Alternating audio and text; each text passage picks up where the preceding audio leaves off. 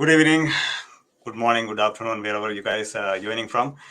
Welcome to our special show, celebration of Black History Month.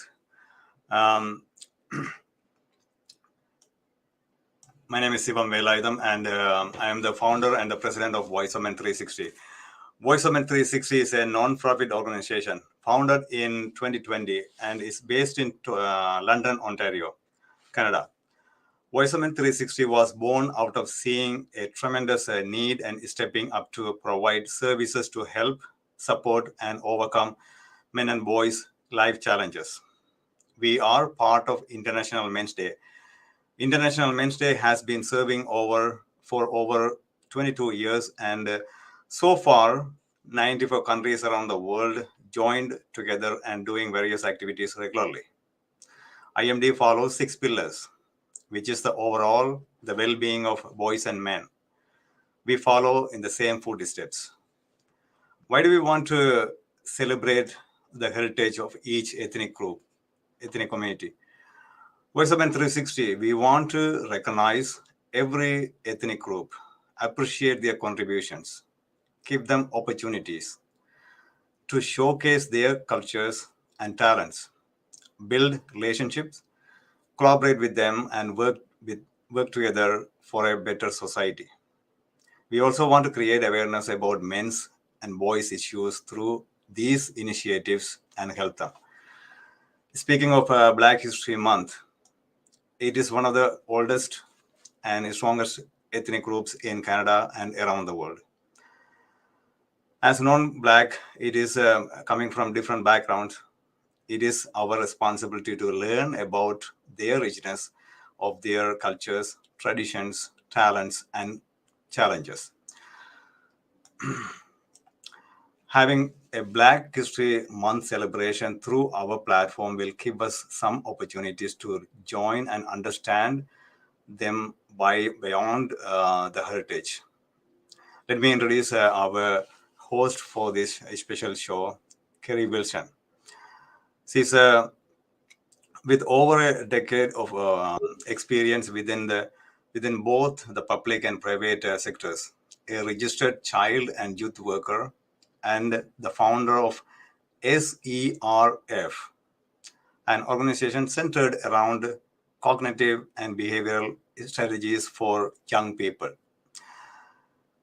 Kerry, you can take it over, and then you can just add a little bit more about yourself.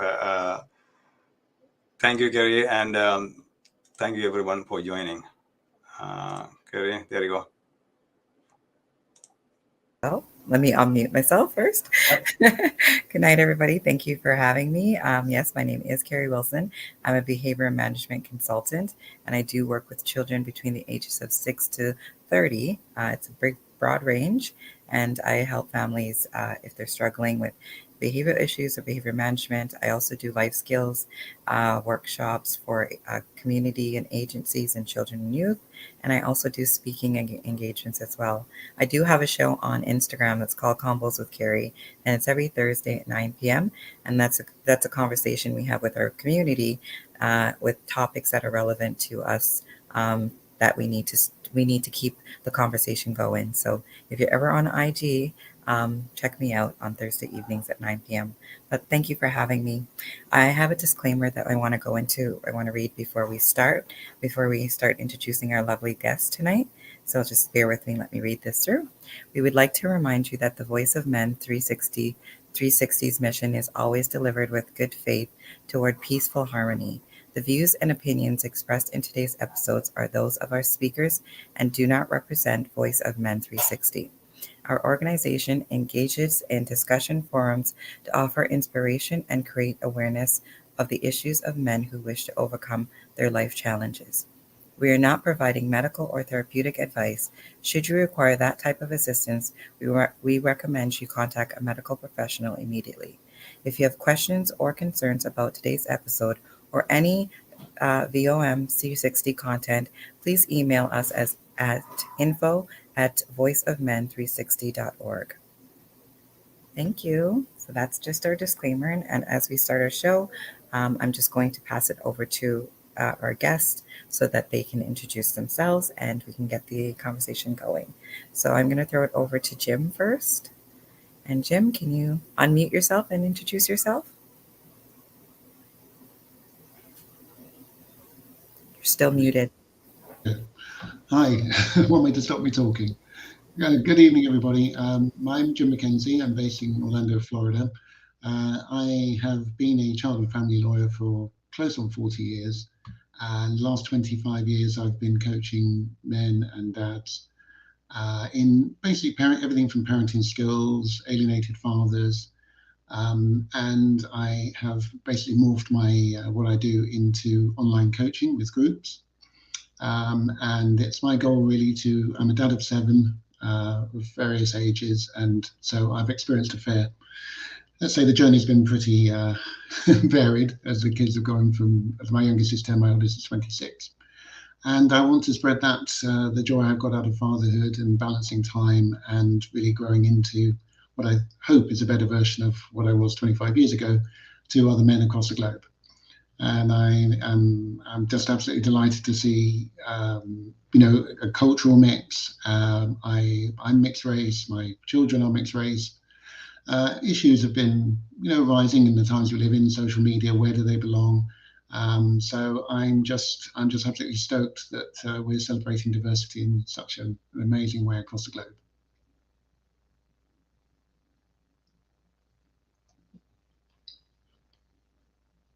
I can't hear you, Kerry. Sorry, I muted just so it wouldn't get some background noise. No, that's fine. Thank you. I didn't want to hog the mic too long, but just to say, I'm just honoured to meet all of you and looking forward to growing a movement. Thank you. Thank you so much, Jim. Thank you for your intro. 40 years. Wow. That's amazing. Love it. Love it. Yes. I'm going to throw it over to Honoré and Rare, whoever wants to go first. You guys can go. You're muted. Hello, everyone. Happy to be here. My name is Honoré, and I'm a fine artist. I live in the city of Toronto, and I have been teaching fine art and painting workshops for 11 plus years. And I also make my own personal artwork. So, furthermore, I teach Black youth, and I mentor them. I mentor if they want to get into the art industry and how to navigate. And also, I have a podcast, and that's about it. I'm mostly disciplinary artist. Thank you. I love that you mentor youth. That's so awesome. You do a lot. Where can they find your art? Oh, so you can find it at my website. The website is www.visionful.com. That's where you'll find all my personal pieces and my commission work, as well as you can find me on Instagram at my Instagram account, create and W Honoré. So I can just spell it out. Actually, I'll put it in the chat. That's the easiest way to go about it. So that's where it's online, as well as you can take my acrylic painting workshop. Nice. You have a lot going on, sir. That's awesome. Honoré, you want to go? Rare, you want to go next? Yes, of course. Y'all can hear me loud and clear? Yes, we can. Lovely. Yes. All right, so I am Rare, Miss One of a Kind, so divine, hard to find goddess. I'm a poet, a 5-time self-taught published photographer. I have a background in the film industry and trained by individuals really in the field. I'm a community developer and full-time a social service worker. I love making books around Black main characters. Alongside that, my community events bring people together in a amazing, uplifting mental health inspiration of joy. And I make digital art. So I combine photography with poetry, and I continue to produce different artwork.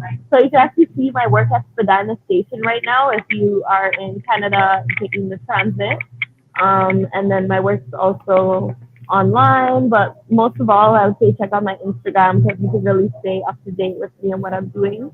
I'll also type my Instagram in the chat, but it's xo.rare. Yeah, and then I make books as well, if I didn't mention that. Yeah, you So, did. yeah, You did. books Thank are you. important photography, but alongside that, children's book series coming up soon. So that's what I Nice. got, y'all. Happy to be here. And Awesome. Thank you so much, Rare. Thank you. That's awesome. A children's book's coming out. I can't wait to see it. Thank you so much. Kentake, do you want to go next? You're muted. You're muted still. You're muted. I know the mute always catches us. I didn't realize that. I'm sorry. A pleasant good evening to everyone. My name is Kentake Malopenza, and I am the founder and director of Lily of the Valley Healing Services, which is an online institute that focuses on developing our youth for the future.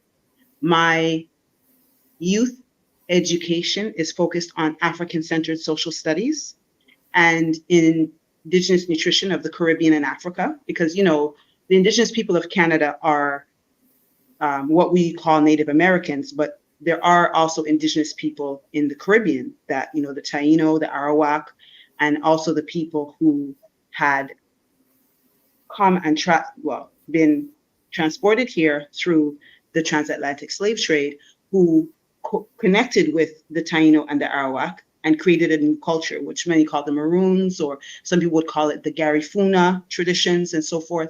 And unfortunately, a lot of our youth and a lot of even our adults don't know about the heritage of the Caribbean. So currently I'm in Jamaica on a lengthy vacation, as I would call it. And I focus on African-centered social studies.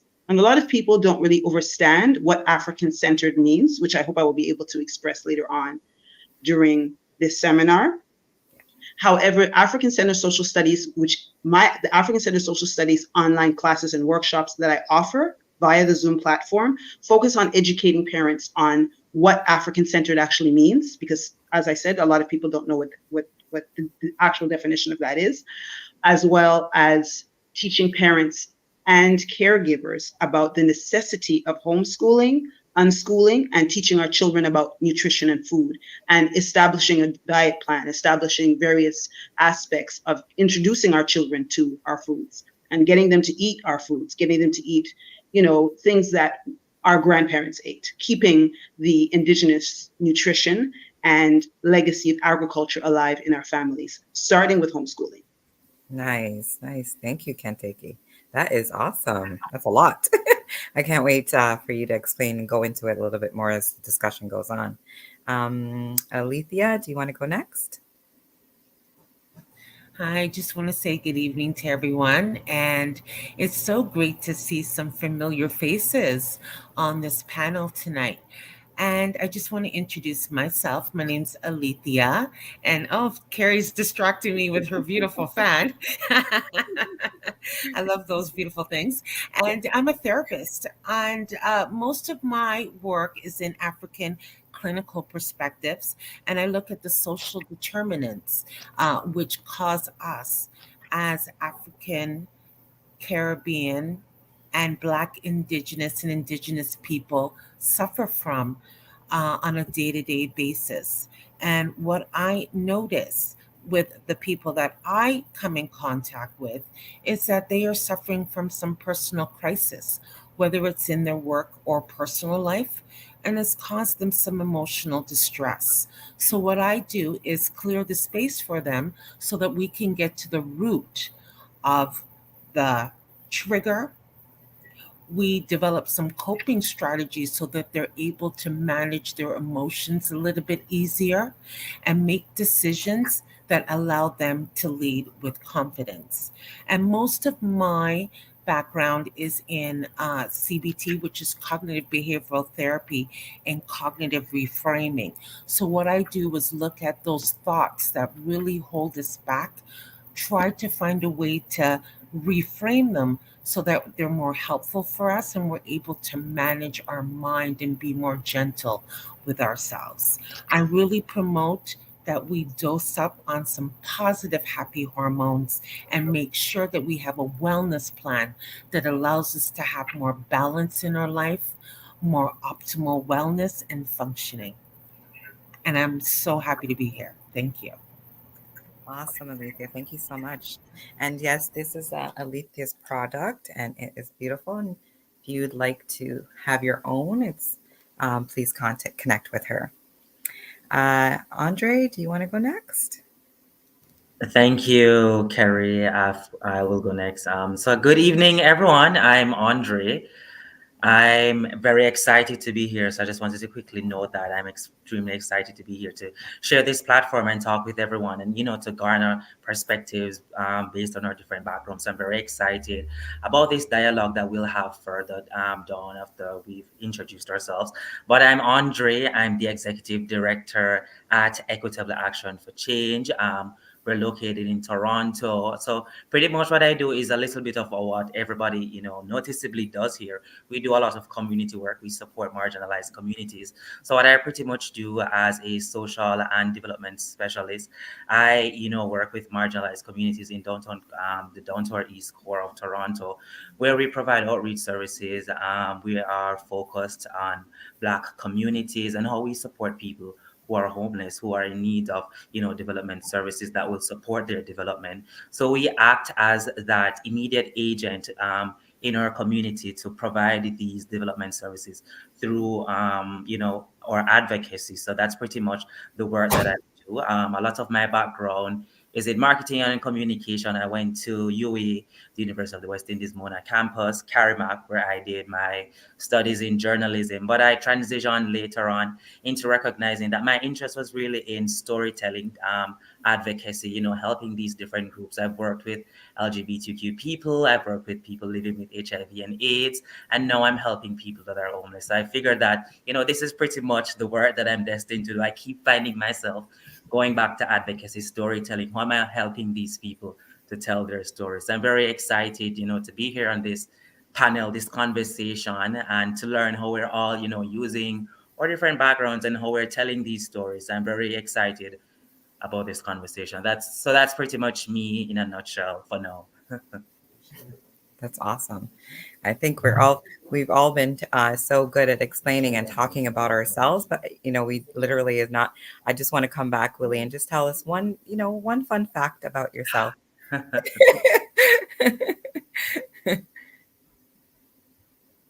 So you want me to jump in since I was already talking? So one quick fun fact about Andre. I'm a soccer addict. So I'm now, looking forward to that season that's coming up now. So I'm very excited. I'm already planning which events I'm going, where I need to be, my costume, everything.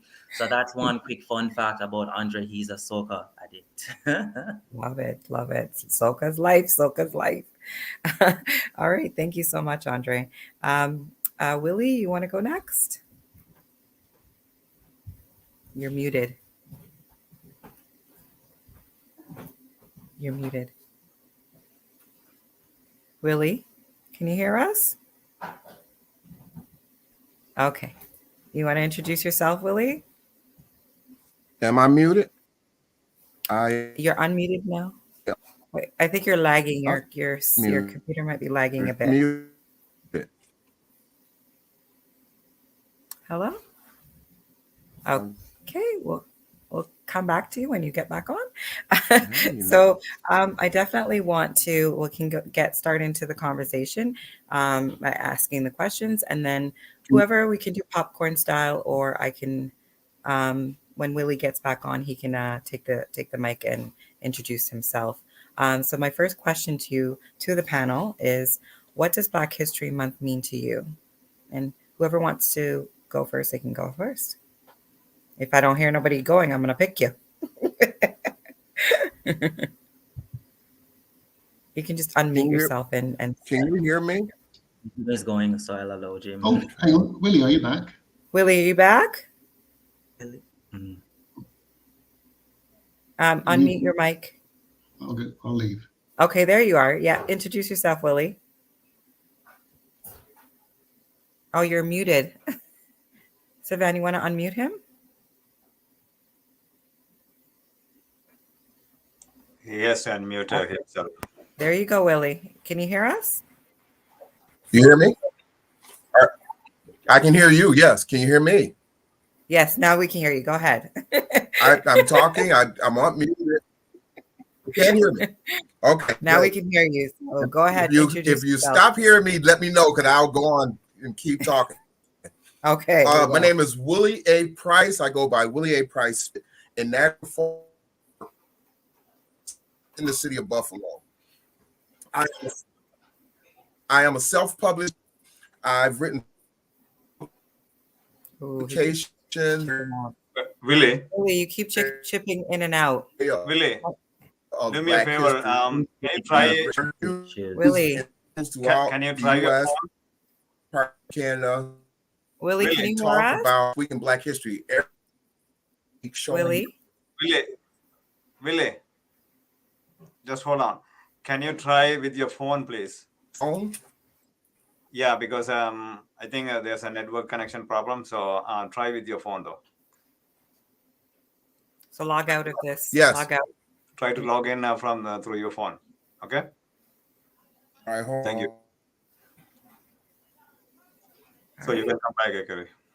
Technical difficulties. Bear with us. That's okay. It's the life of technology. So while Willie figures out his technical issues, so we'll go into the question: what does Black History Month mean to you? And yeah, let's go from there. Who wants to go first? I think I'll just kickstart the conversation. Exactly. I think Black History Month pretty much for me means what we're doing right now, coming together, sharing our collective perspectives or take on what's happening now. So I think that's a very important process to what, how we're convening Black History Month. So for me, it's pretty much coming together, creating Black consciousness, how we're having these conversations. We're pulling together our different backgrounds, our experiences, and taking that in a storytelling format and sharing that with other peoples, so other peoples can understand the experiences of how Black people have pioneered, how we've contributed and make, impactful strides in our different societies. So, Black History Month pretty much for me is, that kind of ongoing engagement, talking and sharing those kinds of experiences. And, I'd love to see how we, interact even outside of these conversations when Black History Month, ends in a couple of days, how we're moving beyond those borders, talking about Black excellence, the impact, the different work that we're doing to support Black communities, and not only Black communities, but everyone in general, how we're bringing everyone together to create a community, because that's pretty much what we're doing here this evening. We're here with our different experiences, working with different parts of the Black community and just, talking about the work that we're doing to support those people. So that pretty much, speaks about what Black History Month means to me as a Black leader serving my own small part of the community in Toronto. Nice. Thank you, Andre. Who's next? Who wants to go? Go ahead, Jim.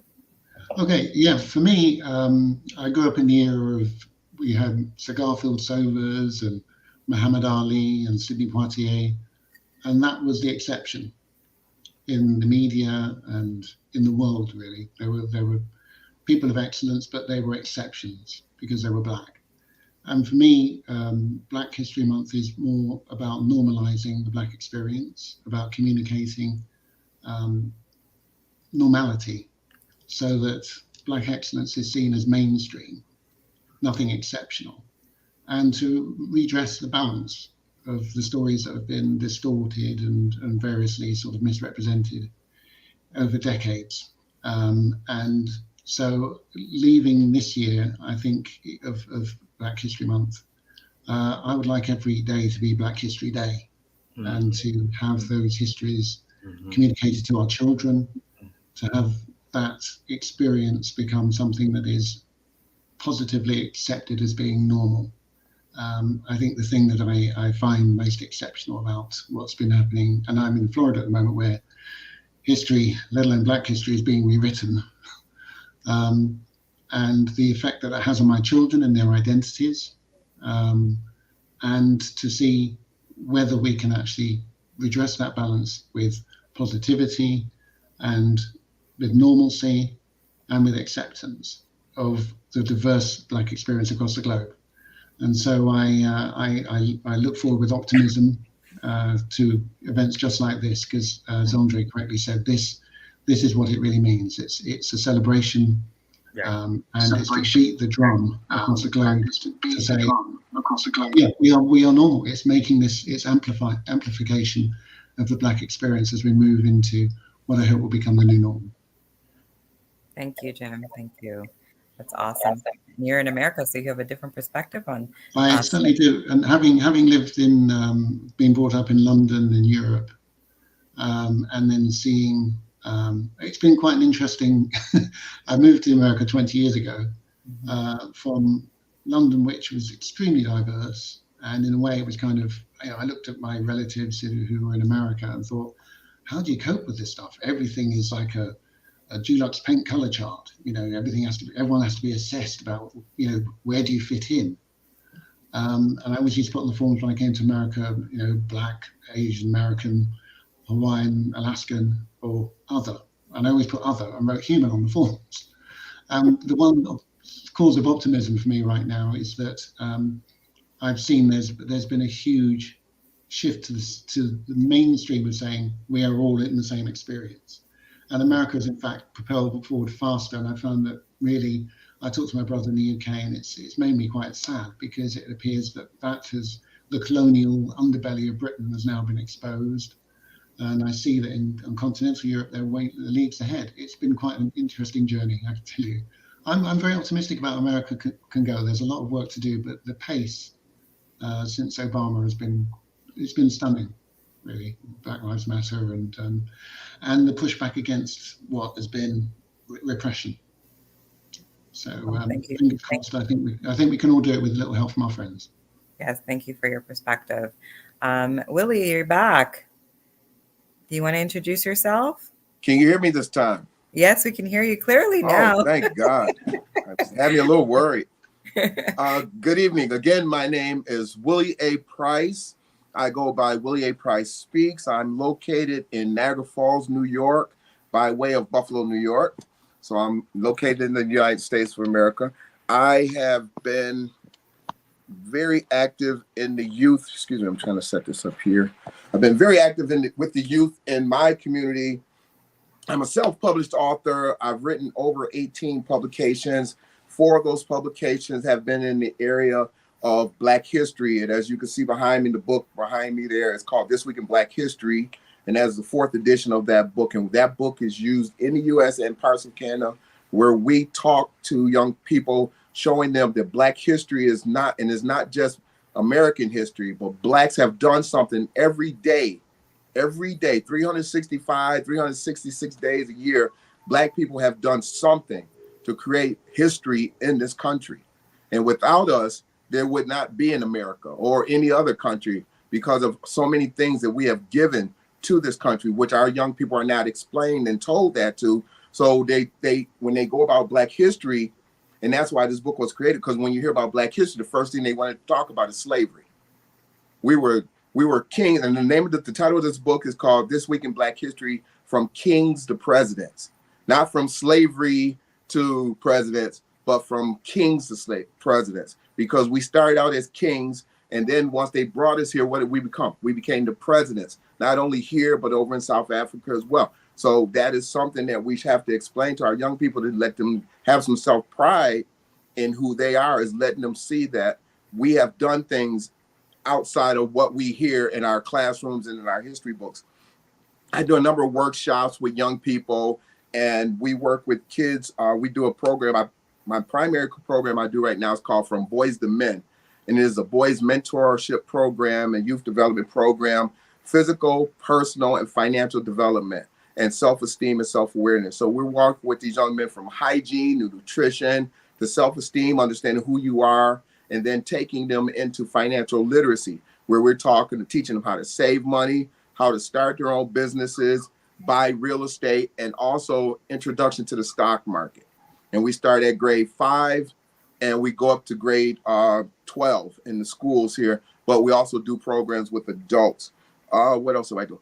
And that's the short version. I'll leave it at that. Wow, thank you. That's amazing. I love it, love it, love it. Now, Boys to Men, there's a program here called Boys to Men. Is that something you created too? Is that? No. My program is actually called From Boys to Men, because there were so many Boys to Men programs out there. We wanted our program to be able to distinguish between others. And like I said, because of what we do, the book that, real quick.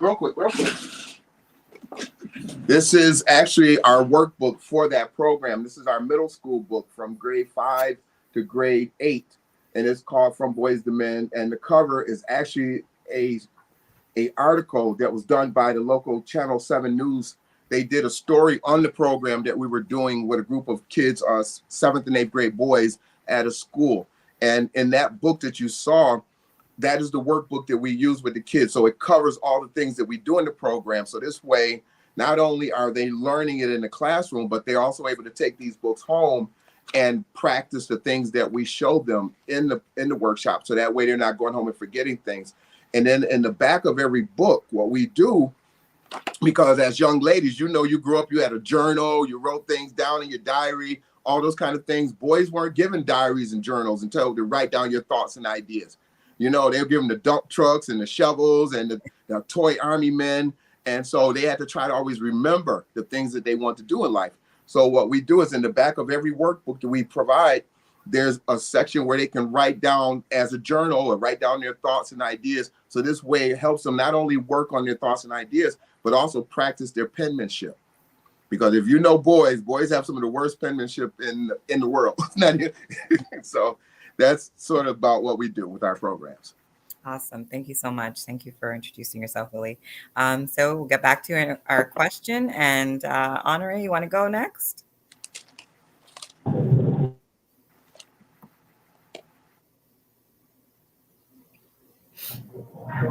Hey there. Sorry. Okay. So Black History, what it means to me is commemorating the past and really highlighting our icons that have come before us and made things possible and easier for the rest of us, commemorating our ancestors, because we are what our ancestors had dreamed of. So it's a combination of commemorating the past as well as looking onwards towards the future and striving and uplifting our youth. I think that's the biggest thing that could be perhaps the most overlooked and underrated. It's so easy for us to navigate online and dig up our peers or our young ones, mentoring, give them a follow, shout them out. It's very easy, and we can treat them as if they were icons moving forward, celebrities even. I think that is overlooked and definitely a core aspect in Black excellence, looking towards the future. So it could be considered Black Futures Month, and that's my takeaway from Black history. Thank you. Rare?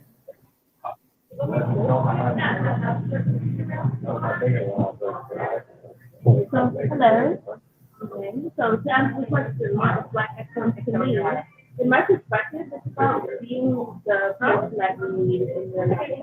Like as a Black woman, I have navigated the film industry, seeing about how I can dress into it, how can I get my stories seen, heard, and representation.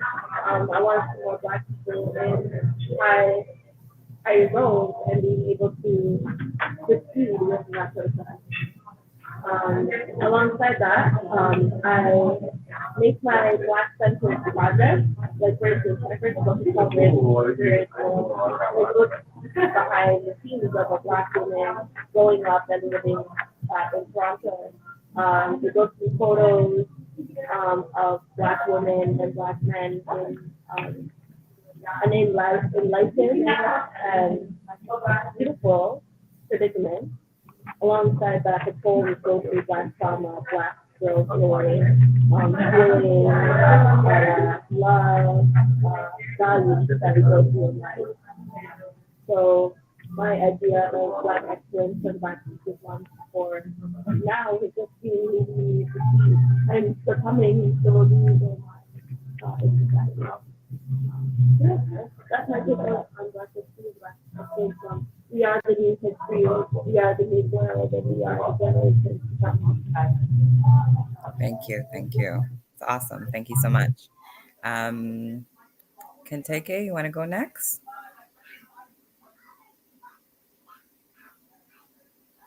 Good evening once again. Thank you for, first of all, inviting me to this platform to speak on Lily of the Valley Healing Services.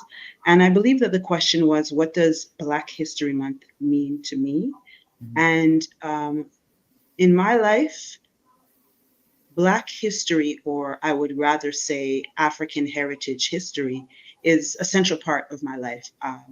My stepfather was a Rastafarian, so I grew up in the Rastafari community, very, very deeply connected to that community from a very young child, probably from, I would say, maybe 3 years old. I was already connected to the African-centered community. So in my personal life, African history, or otherwise known as Black history, is the center of my being. It's everything that brings me joy, that brings me love. It's everything that embodies who I am. And not only because I identify as part of the Black, or I would say African race, but because of my upbringing was from a very Afrocentric, coming from a very Afrocentric home and an Afrocentric community. I grew up in a community where most people who use the services in the community. So my mother would bring me to a hairdresser 2 blocks away who was from the Caribbean community. Everybody used services from the Caribbean community. So it was like, otherwise you would call it like a Black Wall Street in Canada at that time in the early 80s and the late 70s. So everybody used each other's services. If it was a Black mechanic, a Black chef from the Caribbean community, and people were supportive of each other. So there was a village community that I grew up with. And that shaped my early identity, which really rooted me in not only my culture and my heritage, but rooted me in terms of my values and my principles and who I am today. And as I became older, I studied the legacy of Carter G. Woodson, who created the tradition of Black History Month. And what I have discovered is that he brought that knowledge to our community at a time when the UNIA was thriving and vibrant and very powerful in the community. In the 1920s, he was within, the Harlem Renaissance movement. If you study the legacy of Carter G. Woodson, you will see that he was very instrumental and was, doing a lot of work in the community when Marcus Garvey, when the organization of Marcus Garvey was being established. So Garveyism and Black history, as a speaker earlier said, we also have to focus on the fact that what we define as Black history is also rooted in an identity that is not coming from us. So we have to be very careful of how we define Black history within the Western world. And one of the things that comes to mind when I think of African Heritage Month, or Black History Month, as some of us would call it, is a quote by Carter G. Woodson that says, "The mere imparting of information is not education." So just because you are sharing information, that is not education. Education has a deeper meaning, a meaning that we also have to look and search within ourselves for who we are. So we all have a responsibility, not only during Black History Month, but in our lives, to search for a deeper identity, so research our family lineage, research our grandparents, learn about our heritage, learn about our foods, learn about who we are. And this is why Lily of the Valley Healing Services is here, to not only provide knowledge and information, but to help us to search within and search deeper in our heritage to find out the truth about who we really are. Nice. Awesome. Thank you so much. Alethia? Thank you. I was just listening to you, Kentucky, and wow.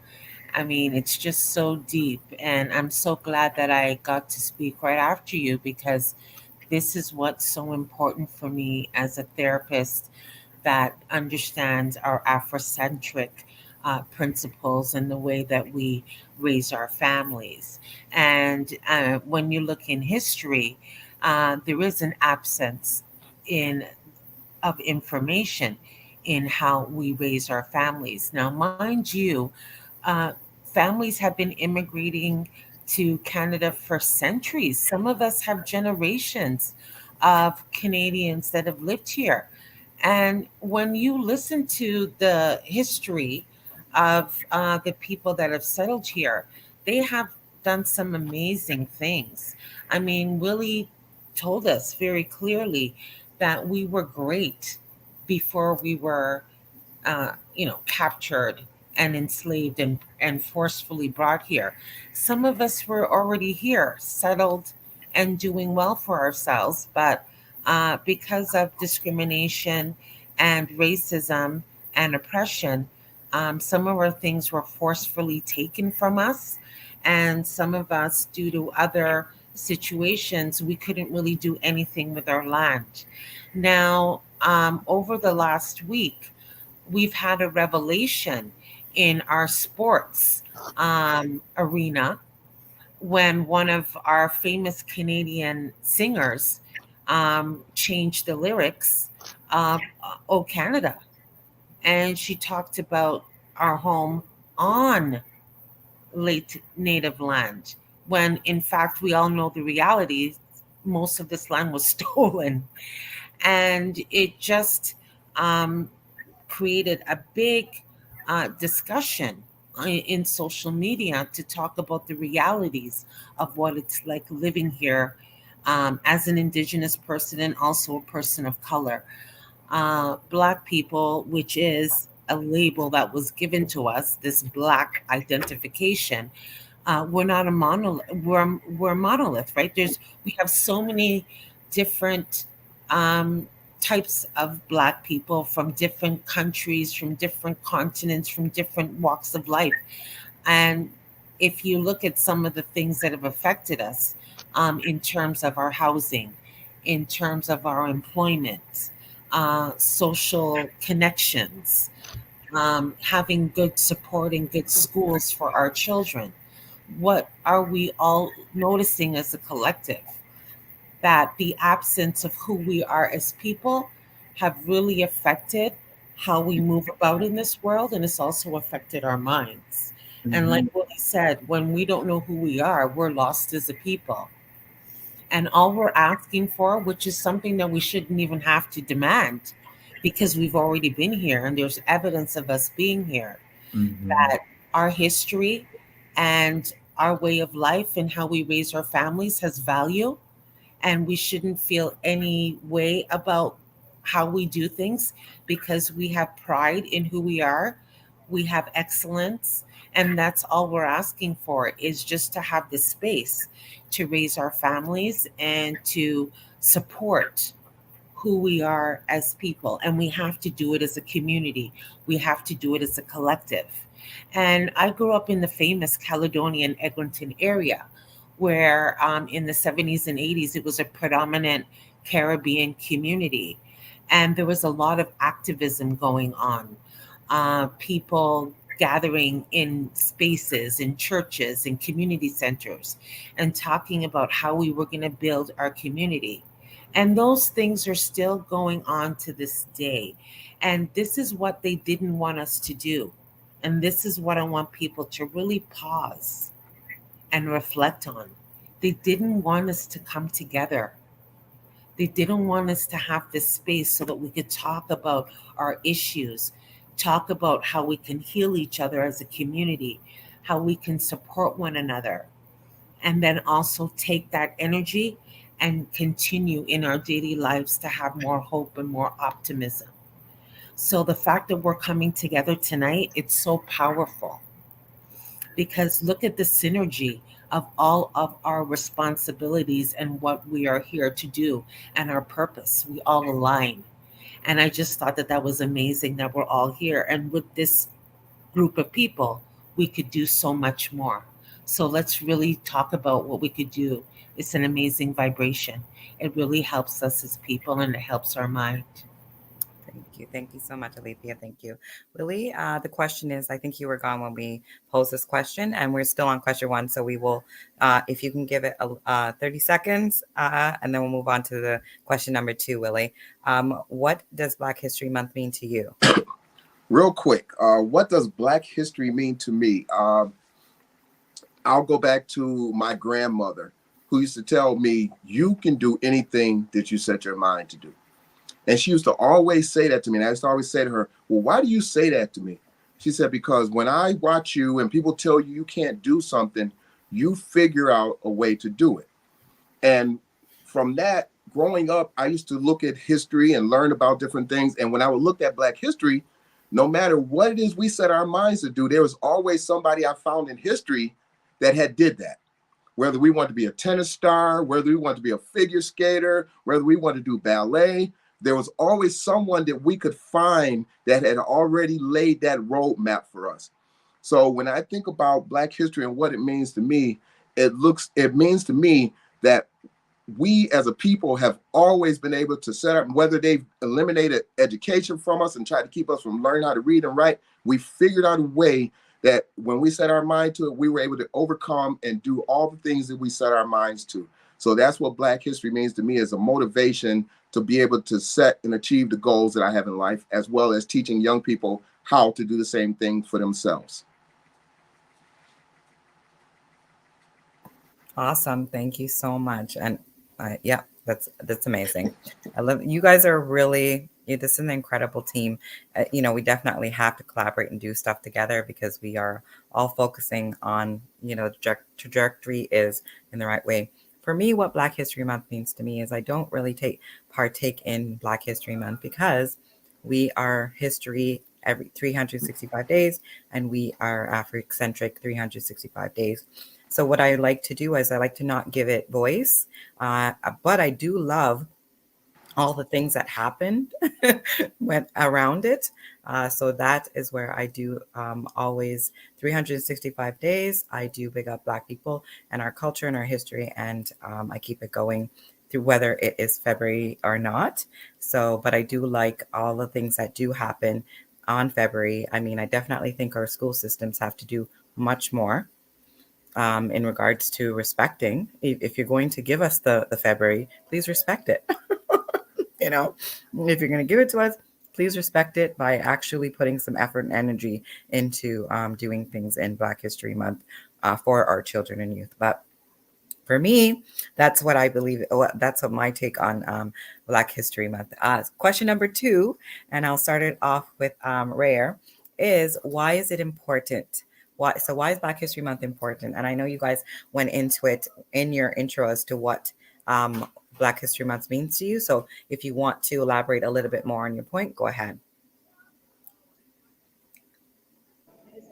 Yes. Okay. So it is important because as time goes on, just how you're saying, we want people to actually give enough energy and enough supports throughout Black History Month, but not even just a month, but 365 every single day of the year. I don't understand why companies feel like only for Black History Month they're going to give out funding and they're going to give out little extra boosts to people and extra grants when they should be doing that all year long. Just like as someone was mentioning about the national anthem and how it's our land and how we've been doing everything. It's been a very intense process, and just throwing out a grant here and there, I'm thinking like those types of things are the level of support is not enough. I don't think so. I think that we should even be pushing to incorporate Black culture into the curriculum within schools. Just like how the Indigenous community fought for that, we should also have that curriculum within all schools as well. Because I don't think people are even understanding the processes that we've been through to the standard it should, and getting enough light. Just more elaborating on that, being that Black leader and trying to do community development in that aspect. Myself, I try to create art that sheds the light on Black excellence, and during the month I really do talk about collaborative, like the power of collaboration within the Black community. If we're able to have enough resources, then we should be able to connect each other with and create that environment. Just like how Brampton has its own area, we have Little Jamaica, but we should have a town. It takes a village, right? So yeah, that's the aspect on it. They're asking the importance of Black history. Okay. You want those to come back to you, or? Yeah. Yeah, so that's my take. Honoré is gonna go afterwards. Great. Thank you. Thank you. Honoré? Okay, so until he pops back in, does anybody else want to go?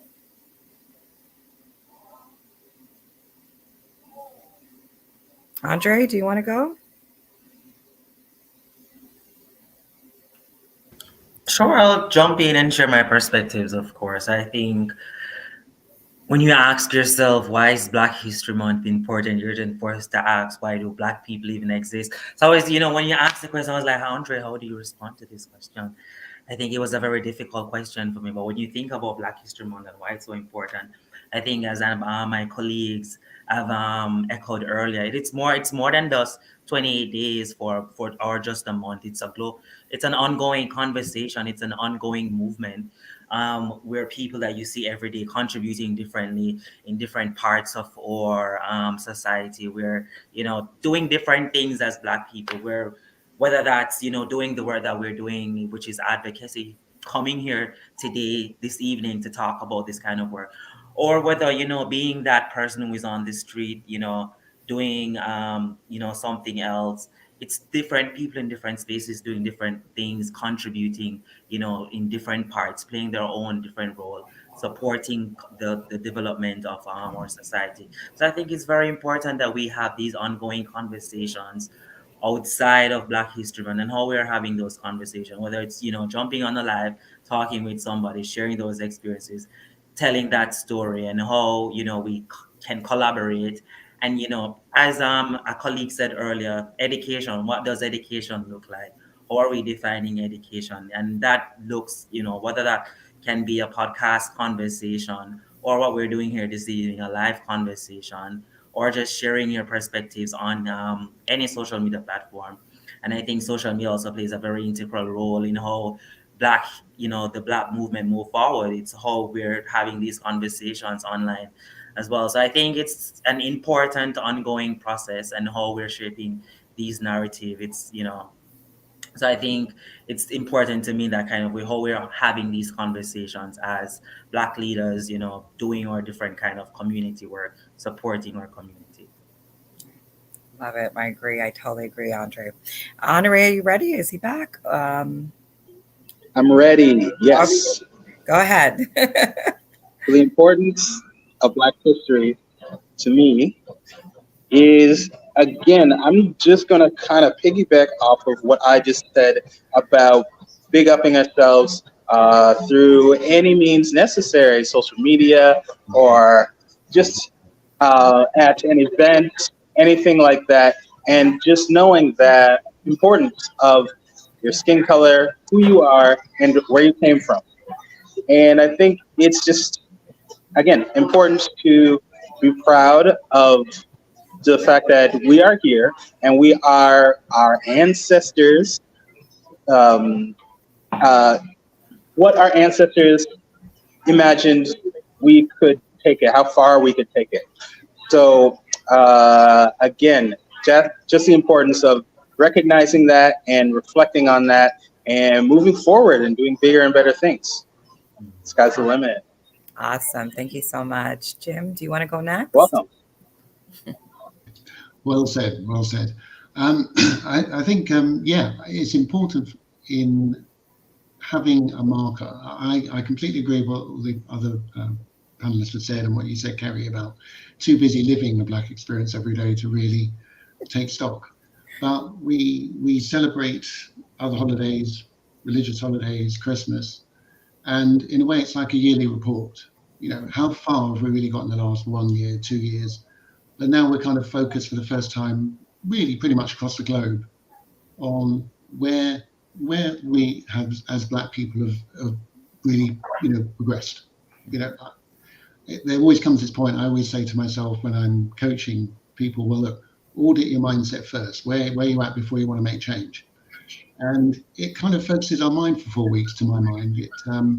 We look at the stories which are being created every day, and we miss them. There is so much information. There are so many, fantastic people across the globe doing things, and it's very easy to miss them.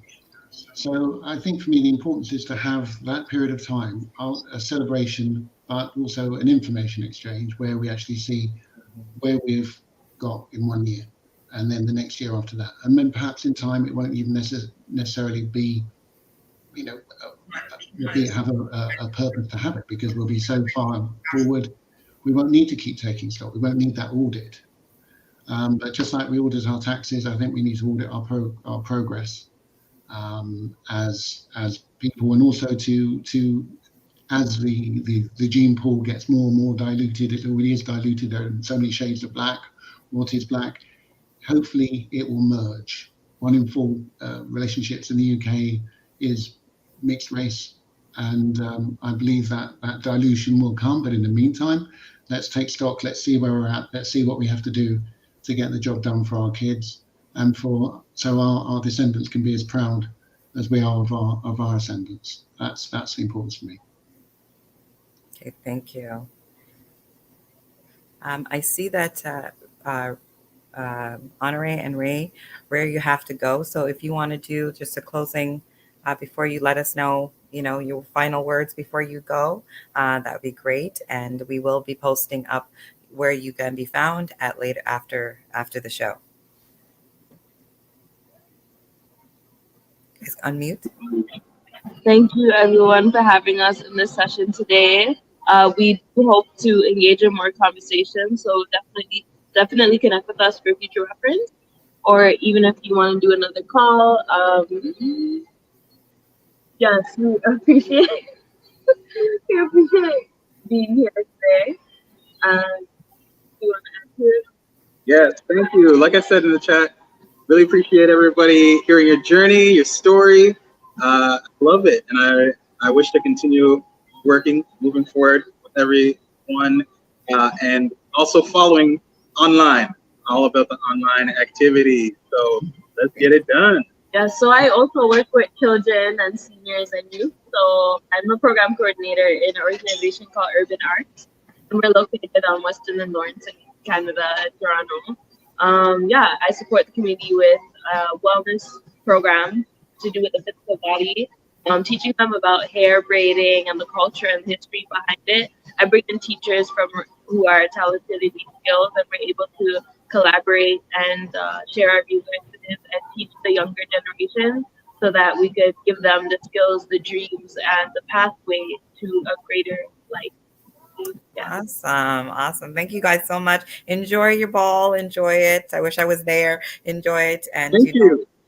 Please share pictures on Instagram.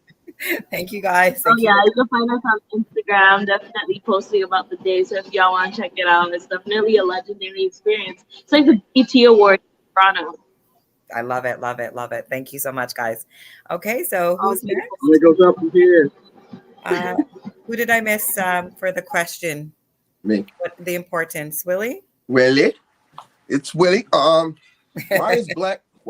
And then you two, and then you next can take it. Okay. Why is Black history important to me? I'm gonna mess up this saying, so I'm just gonna kind of ad-lib it on knowing your past so you don't end up repeating it in the future.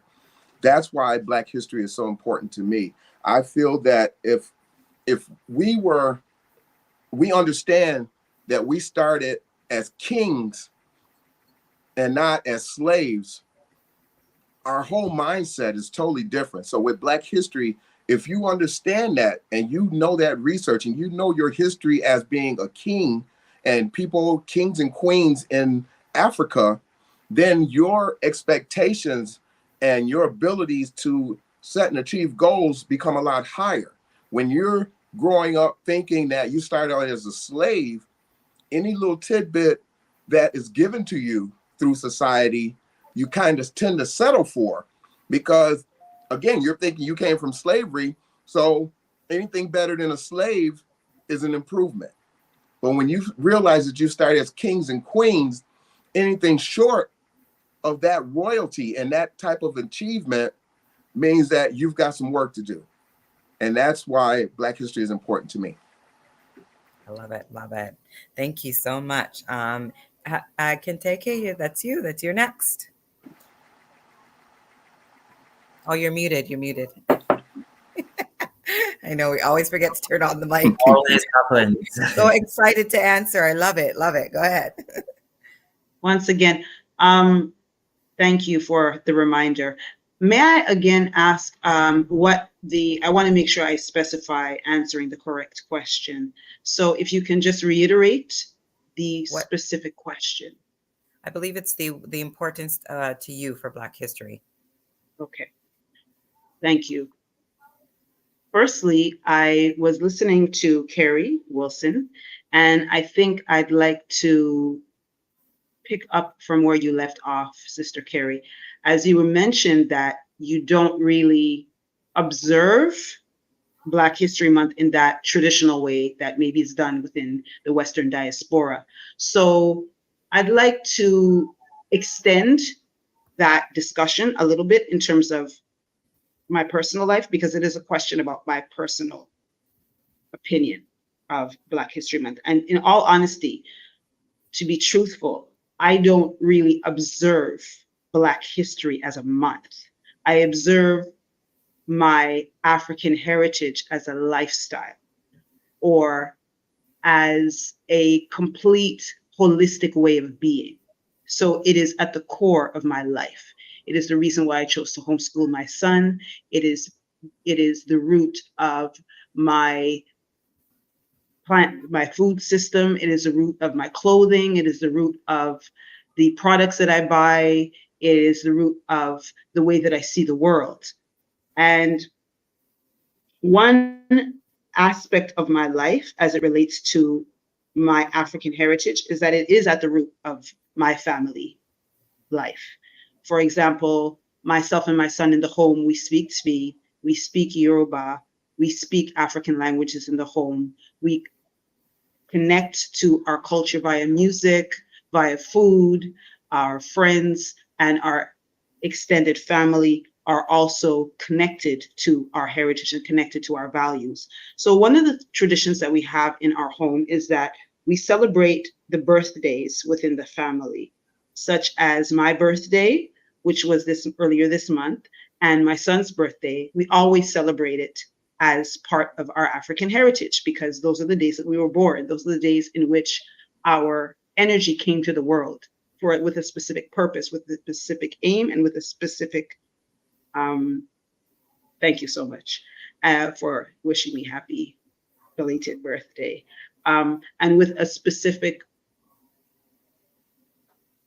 energy vibration. So I was born in February and my son was born in January, and we're born a day apart. So we celebrate our birthdays together. We go on various trips to different places. We go on field trips as a family. We do hiking, we do camping, we go to the beach, and we basically create activities around cultivating self-love in the family, around connecting to the earth, connecting to earth-based traditional ways, connecting to agriculture, farming, connecting to the water, going to the river, going to the beach, etc. And that's part of the reason why I decided to come to Jamaica for a certain period of time so that my son could experience this aspect of his culture. So we also observe the birthdays of our grandparents and the birthdays of ancestors who have passed on.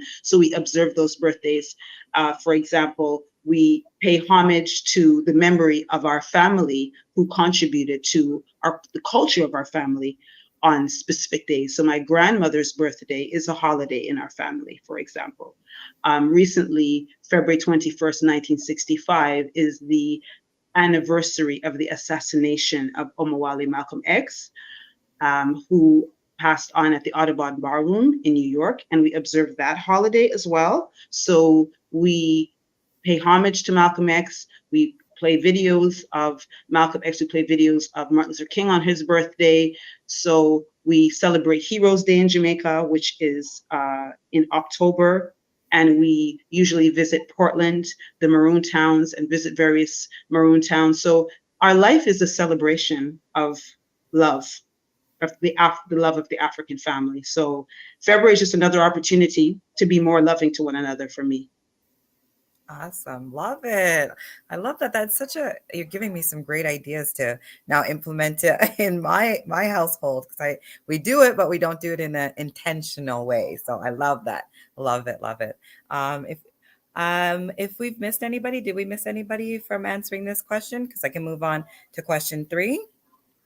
And I'll start it off with Willie. Ours to tell, the theme for this year's Black History Month. What do you want to tell others that are non-Black? So, what messages would you like to portray to our other counterparts that are not non-Black about our history, Black History Month? And Willie, I'll start with you. I see that.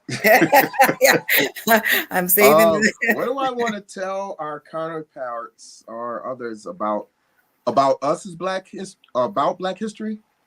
I believe in what would you like to the message, because the message that Black History Month pretty much serves now is, does it really tell us to celebrate? Does it really tell us, or we interpret it how we want to interpret it now? So what do you want? What message do you want to project about Black History Month? Black History Month. Okay.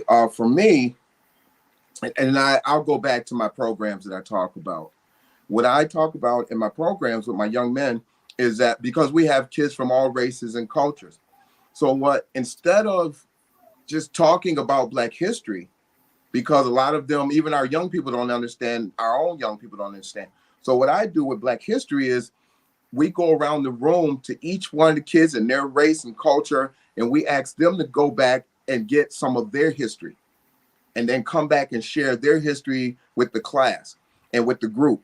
And what that does is that allows them to not only look at their history, and then when they're sharing that, it makes them feel more inclusive in understanding somebody else's history, because a lot of times they don't understand their history. And when they do find out about history and the things that maybe somebody famous in their family, or maybe somebody invented something in their family, or whatever the case may be, when they're coming back and sharing that, and then they're hearing from a Black person about Black history and things that have happened in Black history, they're more receptive to that, because now it's more of a sharing thing and understanding of each other versus you're just being forced to learn about Black history. So I think for me, as far as our counterparts, I would like to encourage them to learn about their history and then look at how people in their culture or in our race have worked together to do some of the things that we've done in this country and in our various countries and in this world. And by doing that, you start to develop that understanding and united thought on just Black history itself, as well as history itself. Awesome. Yeah, I'm there with you in this, in the sense of us having to, share our thoughts, but also make sure that we don't feel that we have to educate our counterparts. Right. Let them go out there, seek the information for yourself, and asking us questions and engaging is always great, but don't put it up on us to have to, like they said, appease you or, have to tell you our history. Can I add something real quick? Yeah, sure. Just real quick, just on a side note, as a matter of fact, I do a show once a month with a white lady. Her name is, Jesus Christ, I blank that fast. Tammy. Her name is Tammy. And Tammy and I do a show every month called the Race Card Challenge, where we bring up subjects about Blacks and Black history and misunderstandings, and she and I discuss it on, and Black history and all the different topics and Blacks and Black and white relationships. And what we find is that people are so entrenched in the show because they're learning about not only about Black history, but they're also learning about their own personal views and understanding of Blacks and their contributions and how they relate and understand Blacks as well. So that's just another part of what we do here. One of the things I do which is with Tammy. Awesome. The biases, checking their biases. I love it. Love it. Love Yes. it. Jim, I want to pass it over to you. I know you have to run, and we thank you so much for joining. We appreciate it. We wish you could stay for the whole time, but please just you can answer the question, and then you could say your goodbyes. Yes. I'm just going to share a quick personal experience that I've had with my children in basically on how their friends perceive them. In late last year, I discovered certain things about my family that led me to do an ancestry test. And I'd always assumed that my lineage was by the Caribbean. It turns out that it's a mixture of 10% German and the rest is Mali, Togo, basically the whole West African coast. So showing this to my children was quite an eye-opener. And I think in how they have carried that with their children, they kind of had an identity crisis because they identify as being black kids, but they are mixed race of different shades. There are 7 of them, and they are, shades of the rainbow. And with their friends, they've started wearing this as a sort of really an identity, because before they would say, I'm not really sure. We live in an area which is predominantly white. They go to university, which is predominantly white. And their friends were sort of more, they really would say, well, you're British. They don't see them as black kids. They've got the accent. But since we had the ancestry test, their adaptability of having to convey who they are and how they identify with their white friends, they've been, well, actually, yes, I may not look like an archetypal black person, but I am 66% African. And the knowledge that they are now imparting to their white friends, they've got a friend who's Haitian, who's black Haitian. She was really basically undercover. She was bullied at school, and she would not play her Haitian music when my kids were around. We were in the car. And we were speaking to her the other day about being able to carry that badge, that strength, that identity of her as a black Haitian girl, because she really perceived my kids as being more white than black. So to cut a very long story short, in terms of the knowledge that we can impart to people who don't identify as black, is that we have an identity, we have a strong identity, we have a cultural identity, and to carry that with pride. I think so much of that is about pride. I think our kids have had confused messages. Some of it comes from our generation. So for me, right now, the messaging is that we are all, I have no idea I was 10% German. And I'm very happy about that. I am who I am, and that's the message I want to convey, that you are who you are. And I come back to what I said before, that Black History Month is our audit. It's our audit to say, whatever I am, however I identify, I have quality in my life, I have a heritage that I'm proud of, and I carry that forward to the next generation so they can look back at us 100 years and say, well, on those months, we made progress. And I'm just absolutely honoured. It was fairly short notice, but I just had to be here. And I will be here next year, and we will have that audit of how much progress they've made between 2023 and 2024. And I can't wait for the next one. So thanks very much. It's an absolute honour to meet all of you. Thank Honestly. you. Thank you so much, Jim. That's amazing. And 7 children, you are amazing. Amazing. I have 4. I have 4, and I'm like 7.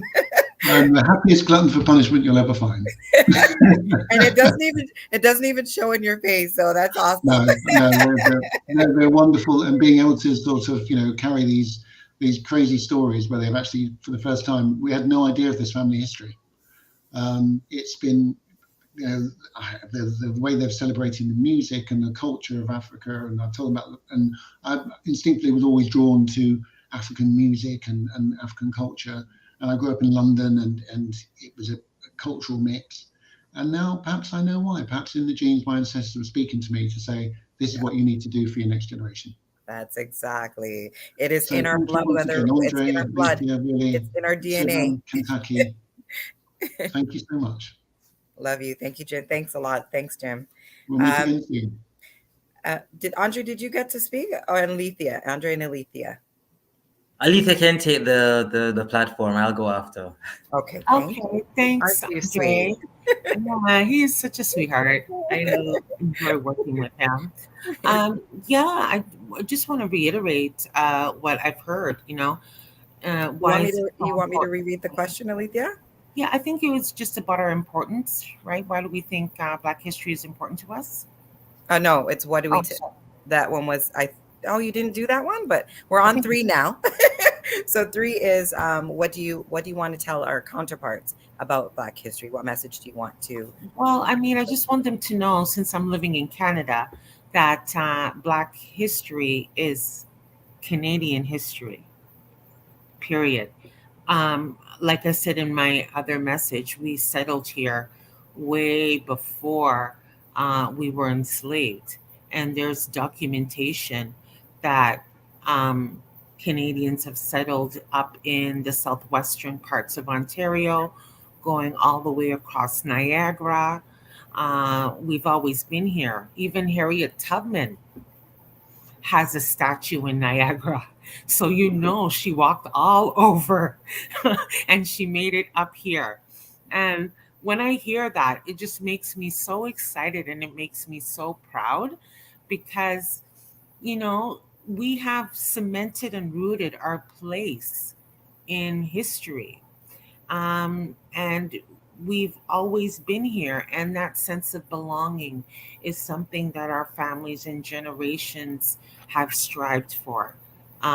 Just to let people know that we have a place and we have a right to be here.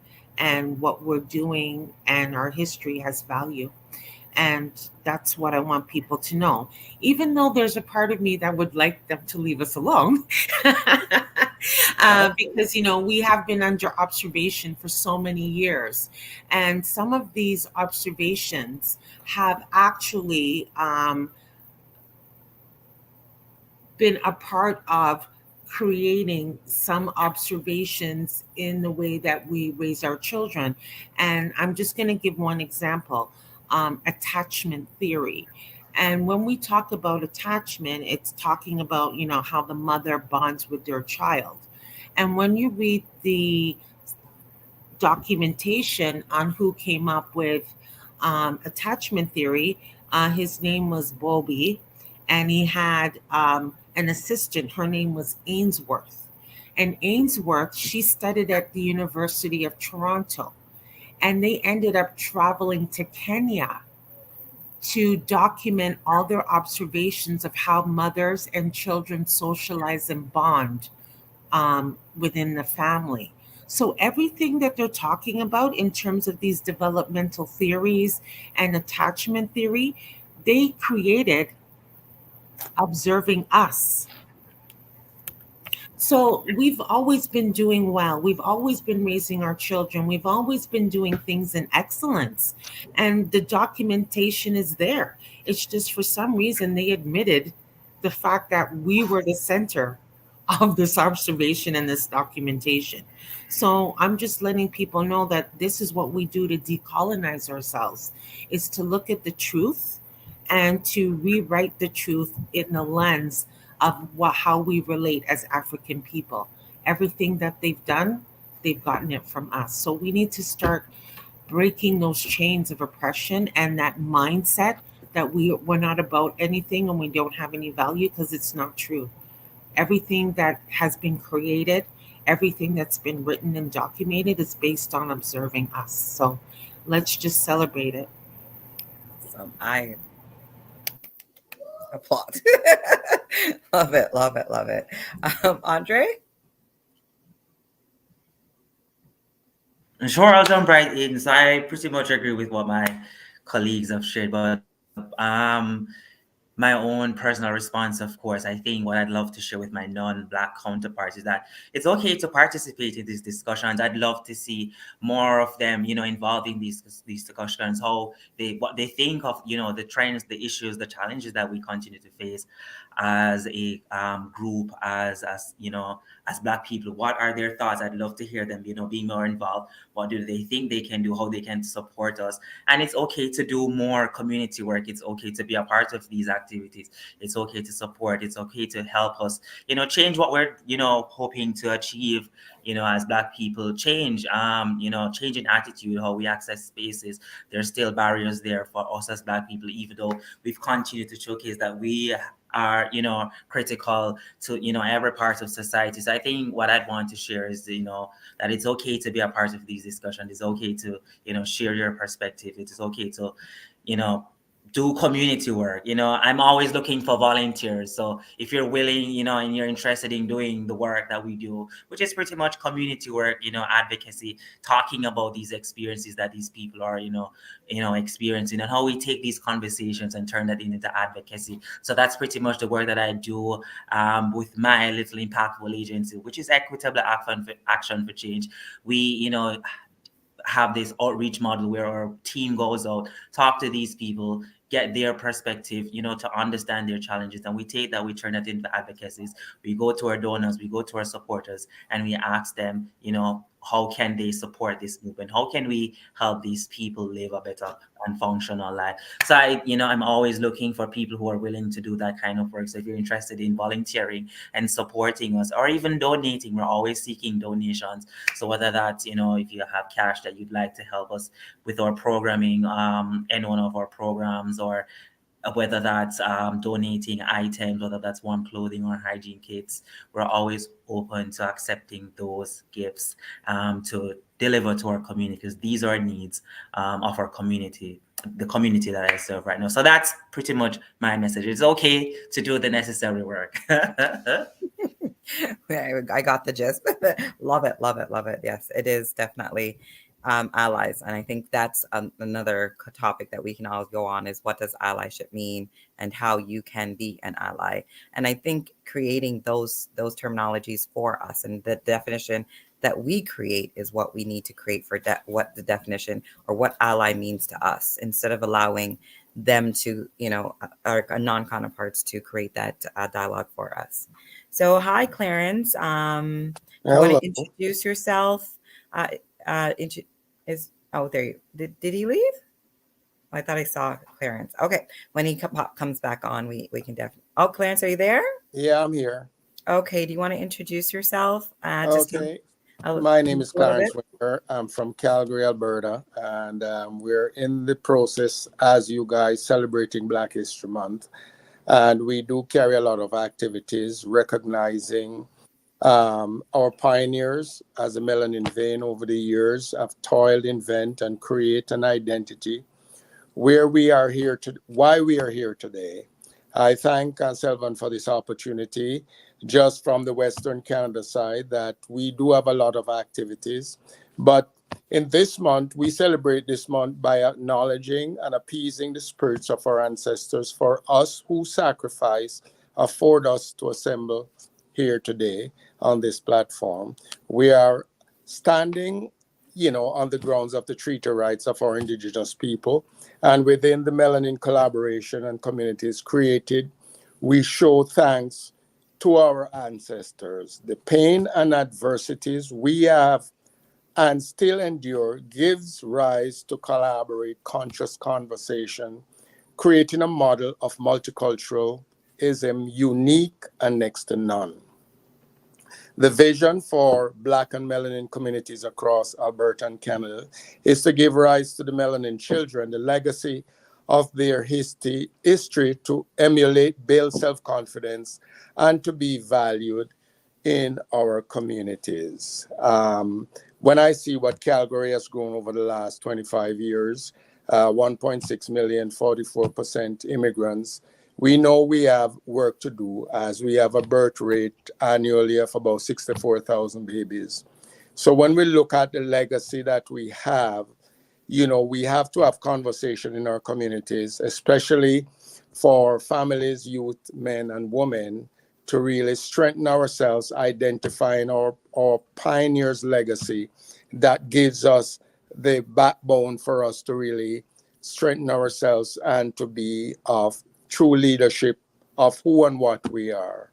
I am grateful for this opportunity to share my own vision from Western Canada, seeing that we are purposefully making the attempt to really collaborate and have conversations to enrich our lives.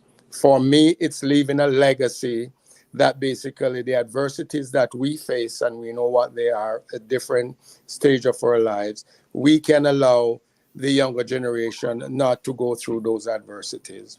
So I am very grateful for this opportunity and for seeing that Black History Month is being recognized by our government structures, but also in educating our people, understanding that for me, the melanin vein is basically looking at it east, west, north, and south within the Canada landscape, meaning that all shades of the Black entity has gone through the different veins of society. So we have to really create an inclusiveness as a melanin structure that everybody feels inclusive, and not just strictly Black or white, but the melanin vein basically is a rainbow of colors through the different communities.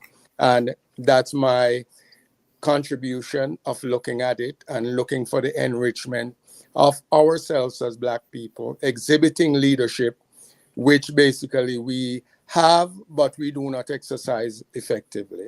And this is one of the things that we have to exhibit, not just for ourselves and our children, but look at the legacy to really strengthen it properly. Thank you for your time. Thank you so much, Clarence. Thank you so much. And yes, we really appreciate your input. And you kind of tackled all the questions without even being here. The answers, answering all the questions without even being here. So I can, Willie, do you want to go next? Or your mic is, your ear. Okay. There you go. What was the question? I was listening, so busy listening to what he was saying. So I'm going to go into question 4, creating awareness. Okay. Creating awareness about Black men and boys issues. What can we do? What can we do, and how can we help them? Oh, Jesus Christ. That's a good Sorry about that. Men and boys, well, like I said, that's something that my From Boys to Men program is something that we work with. We do an 8 to 16 week program, depending on which organizations we're working with. And bringing positive role models and men who are doing things in a community, especially Black men, because a lot of times, especially in the schools, our young boys don't see a Black teacher or a Black principal or Black counselor or anything like that. It's very rare. Most of the time they're surrounded by women, whether it's in the school, then when they go home, they're being directed by their moms at home. So as a result of that, our young men aren't getting that encouragement that they need to see what it is to be a young Black man and how it is to be, how you should carry yourself as a young Black man, as being a leader. A lot of times nowadays, we don't have Black fathers in the homes. So being able to create mentor programs or set up programs where once a month we can bring young men together and mentor to them and be big brothers and, not friends, because the thing is, when you become friends with kids, they become manipulative of those things. So being that leader and showing them by example of what it is to be a Black man and how you should carry yourself as a Black man, I think that is one of the most important things that is required nowadays with our young, especially our young Black boys in society, because they don't see us. They don't see what it is to be a positive Black role model, or they don't see positive Black role models in their community. So those people who are doing things that are Black men and Black leaders need to reach back to those young men and be those examples. And you don't have to be a president of a company or some big position.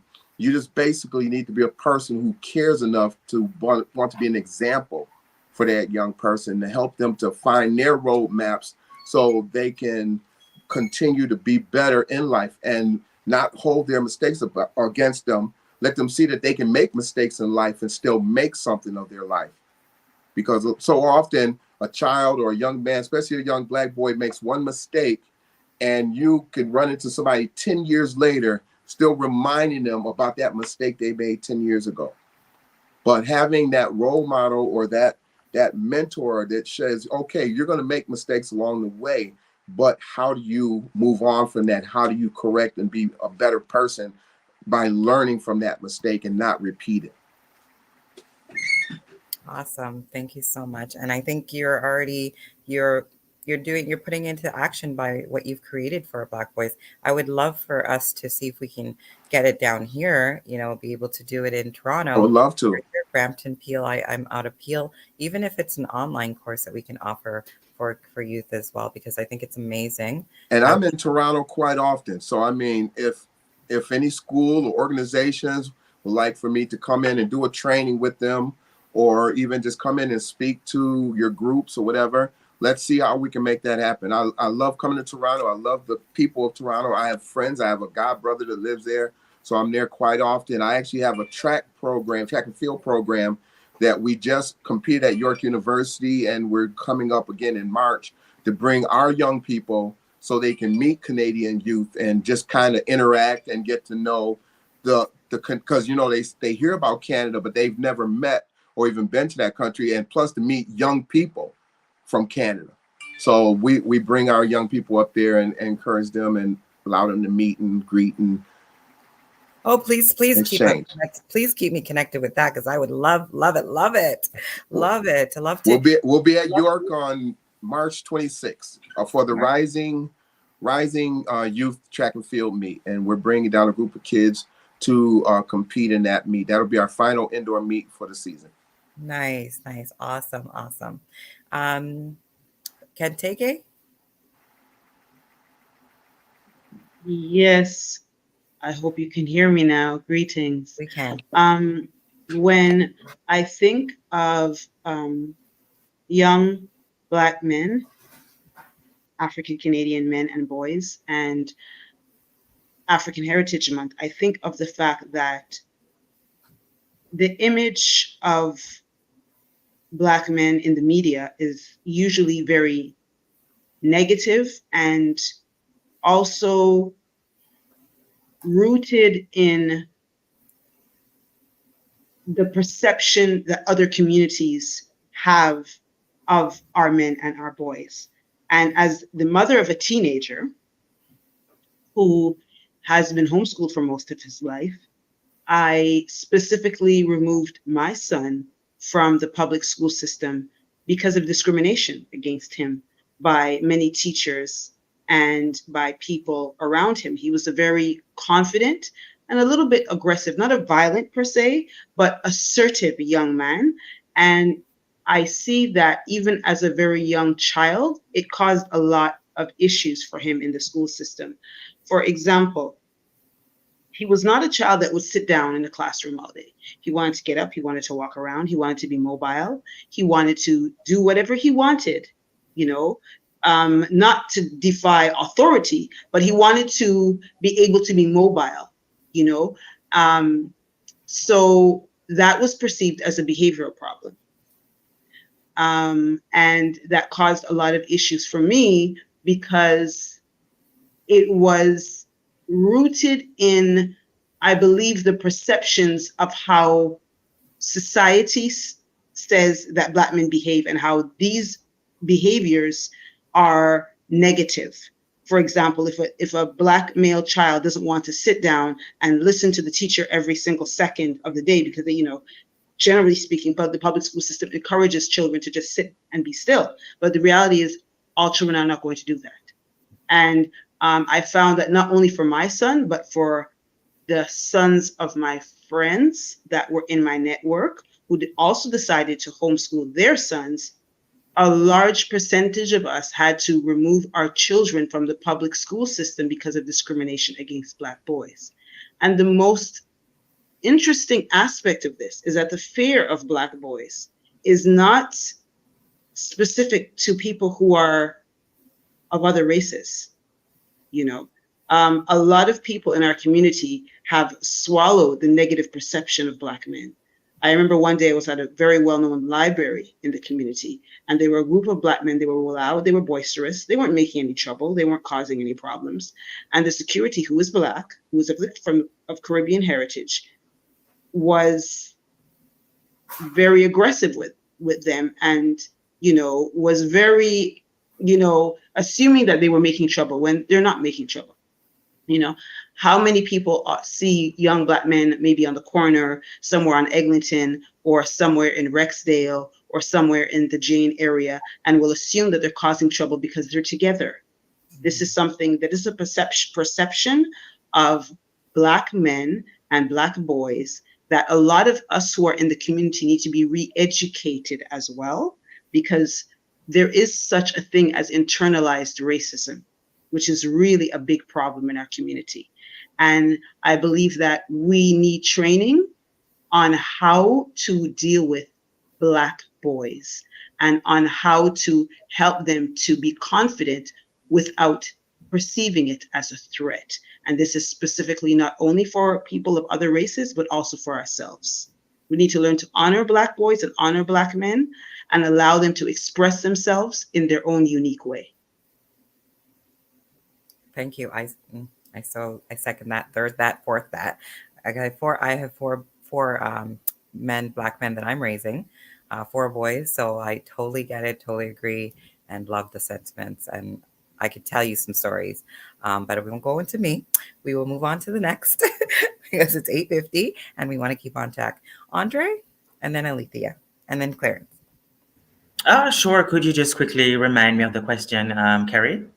Creating awareness about Black men and boys issues. What can we do and how can we help them? Sure, I think, and I think my colleague just now perfectly said it, which I'm going to piggyback off that point. She said that new media, you know, is a very critical tool, and how we utilize that is plays a very, you know, unique function in how we bring people together. I think when we're talking about men and boys issue, you know, we need to go where they are. And I think everybody knows, especially men and boys, they're on social media. How are we taking these conversations online to integrate these people so that they can, you know, participate and we can understand their own experiences and help them, you know, to hurdle whatever challenges that they have. So I think it's important how we, you know, utilize this new process that constantly involves. How do we use that as an advocacy tool to tell these stories? So I think, you know, utilizing those different features, whether that's an Instagram platform, going live, talking, you know, having multiple people come on, talk, share their stories, or what we're doing here right now, which I think is also an excellent platform where we can engage our youth and, you know, men and boys and talk about, you know, those issues, you know, to have an open conversation with them. So I think how we, you know, integrate these kinds of conversation into new media plays a very, you know, useful role in shaping these conversations and attitudes. So I think that's just my quick perspective there. And we agree. We second the sentiments. Alethia, you want to go next? Yeah, I don't really have much to add there. I just agree with everything that's been said, respectively, from each of the panel members here. Yeah, I really love the intimate stories. And yeah, I'm just learning a lot. It's really helping me really shape what I need to do moving forward. So yeah, I think we just have to continue doing the work that we're doing. Thank you. And I think with Alethia's work, she works with men and Black men a lot, and I think she's amazing at what she does. And therapy is a good way of also addressing those our traumas and you know, just becoming better people. Clarence, I think I started out with you, but you can wrap it up and then. Well, I'll just wrap it up by saying the conversations are added, and they're really valued for us in terms of creating a brave space to really give the young men the opportunity to really understand the dynamics of who and what we are. What I want to leave with you is a poem I wrote about my my mother in terms of it's titled Woman of Beauty, and it's sharing it with women, plus as a woman, the mother who fathered me. And it says, woman of beauty, cherished with love and care, exudes their passion with love so rare. She rolls her Rubenesque shape with a flair, accepting herself with a glare. Her smile so bright, she's of the light. She shows her passion because she cares. The strength of a woman is not the apparel she adorns, but the strides she exhibits with care. Life is a beauty, so is she. As the queen of the universe, she is bound to be. Thank you. Thank you, Clarence. That's an awesome, love that poem. Thank you so much. And I think for me, I would just want to wrap it up and give you my little 2 cents. Thank you all for coming out and sharing your messages, meeting you all. Has been an amazing night. I know you have dropped so many gems for our audience watching, and for people who will watch this in the future. And we definitely need to collab and network and come together and continue the strong forces that we are dedicating to our people, and continuing the work, because I think we all are doing it we're doing it in silos, and what we need to do is do it together.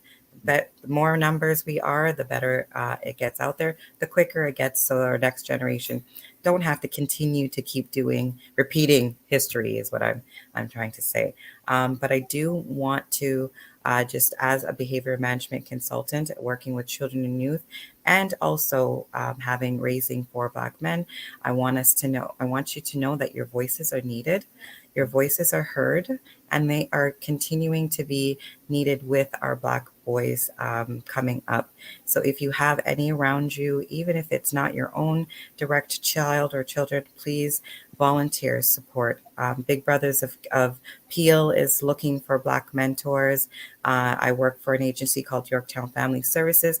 They're looking for Black mentors, male mentors, because we have a lot of women who want to do the work and who are doing it and volunteering, a lot of Black women who are doing it and coming up as well. But we need our Black men to, show their voices more and be more involved and support our youth coming strong.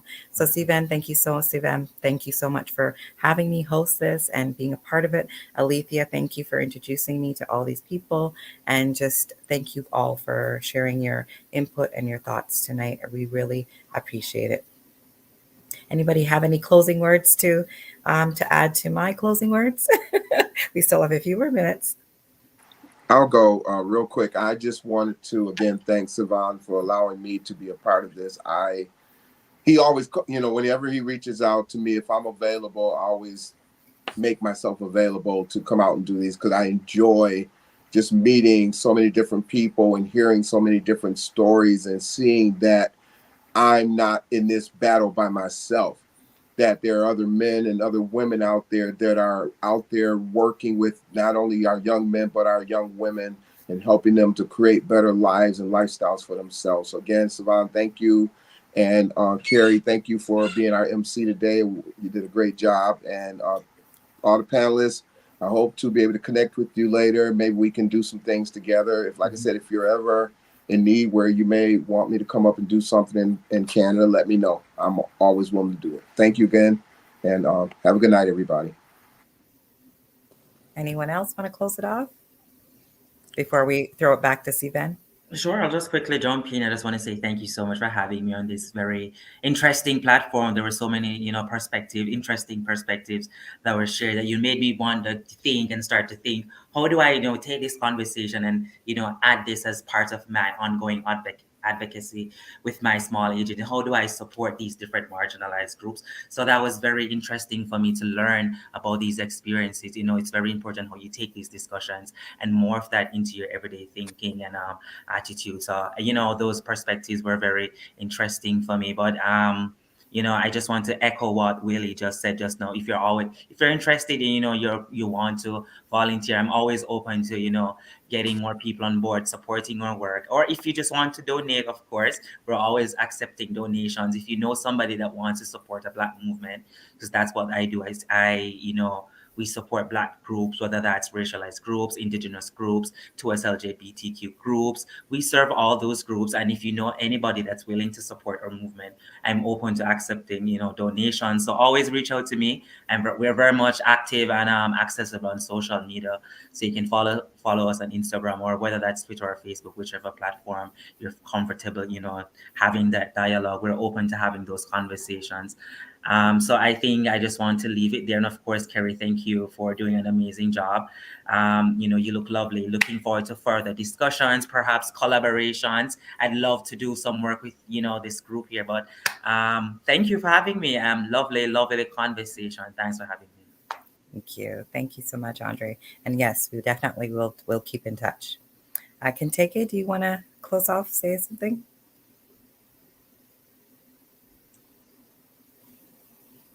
Good night once again to everyone. I just wanted to say Medasipa, which is our Akan Tvi greeting for thank you very much for this opportunity to connect with all of you. I wish you a very happy last 2 days of African Heritage Month.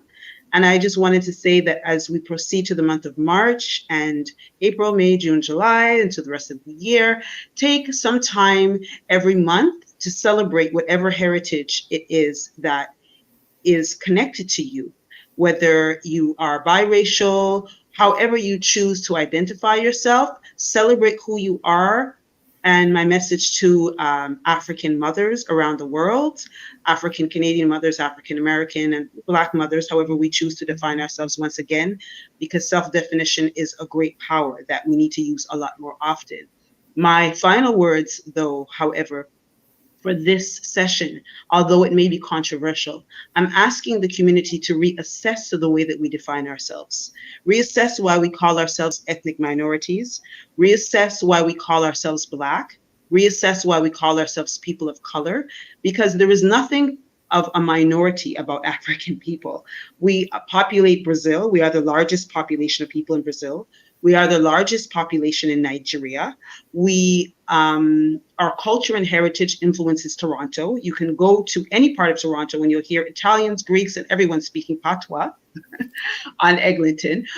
You can get a Jamaican patty anywhere in Toronto. Even if you were in Chinatown, in Kensington Market, you can still get a Jamaican patty. So let's learn to not define ourselves according to people who do not have our best interests at heart. And let's really focus on self-love for this year. Love it. Love it. Love it. Thank you, Kentake. And I just wanted to add one thing before we go. That's what it's all about. It's just about our mindset and who we are as people. And that's what the people I connect with when they come into therapy, they were a little bit lost and they really want to find themselves. And that's what we do.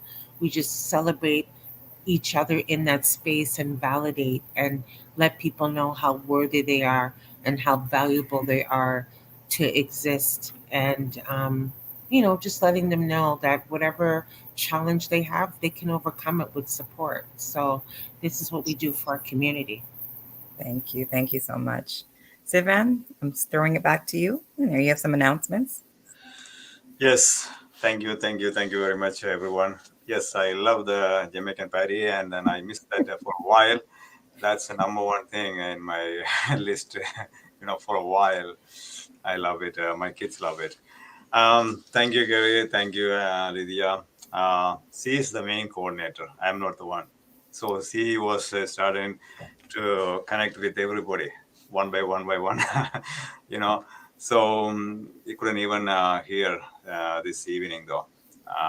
Some of you guys or somebody, they couldn't make it, but most of you guys are here, and thank you for sharing your thoughts, experience, and beyond the heritage and history and everything. We had to connect and we had to learn each other, right? Of course, I do have a few announcements quickly. There are no limitations to gender, age, nationality, or ethnic groups. All walks of life can participate in any of our shows. If you want to be a guest on any of our shows or willing to be part of our organization, and help us directly or indirectly, please reach out to us. And we would like to work with the individuals, professionals, experts, community organizations, associations, corporations, government officials, and businesses. Our phone number is 437-889-8329. 437-889-8329. And the email address is info@voiceofmen360.org. Website is www.voiceofmen360.org. You can, of course, find us on all social media, Facebook group, page.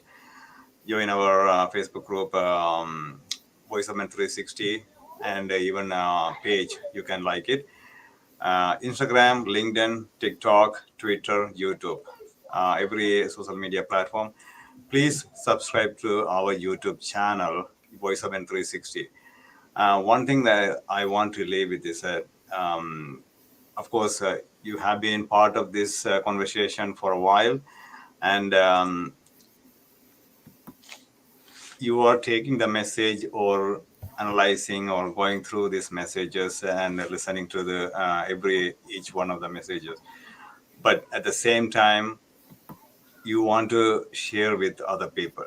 You don't want to leave this message with you. So you want to take to the next level, or if you want to see some kind of action, please share with other people, with your network, and see what else we can do together, right? So that's my humble request. So thank you, all of you guys, and happy Black History Month, and enjoy your rest of the day, night. Thank you, everybody. Thank you. Good night, everybody. Good night, Night. everybody. Good night. Thank you.